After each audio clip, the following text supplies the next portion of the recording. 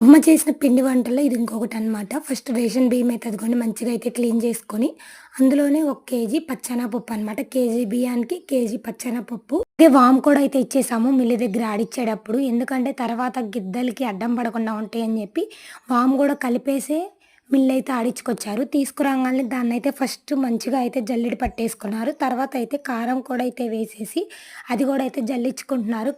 కారం కూడా జల్లించుకోవడం అయిపోయిన తర్వాత ఒకసారి మొత్తం కలిసేలాగా మిక్స్ చేసుకొని, ఇప్పుడైతే అమ్మ టేస్ట్‌కి సరిపడా సాల్ట్ కూడా అయితే వేస్తుంది. సరిపడా సాల్ట్ కూడా వేసుకున్నాక మొత్తం కలిసేలాగా మిక్స్ చేసుకొని, కొంచెం కొంచెంగా వాటర్ అయితే వేసుకొని పిండైతే కలుపుకుంది. సగం పిండైతే లావు కారపూస, సగం పిండైతే సన్న కారపూస అయితే చేసింది. పిండంతా కలిపేసుకున్నాక పిండైతే చక్రాల గిద్దల్లో అయితే అలా ముద్ద చేసుకొని పెట్టేసి, ఇంకా ఆయిల్‌లో అయితే ఒత్తుకోవాలి. ఒత్తుకొని మంచిగా గోల్డెన్ బ్రౌన్ వచ్చేదాకా ఫ్రై చేసుకోవాలి.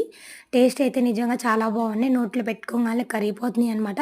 ఒకసారి మీరు కూడా ఇలా ట్రై చేయండి చక్రాలు. కారపూస అయిపోయిన తర్వాత ఇంక సగం పిండి ఉంచిందని చెప్పా కదా! ఇంక అది కూడా అయితే కలిపేసుకొని లావు కారపూస కూడా అయితే చేశారు.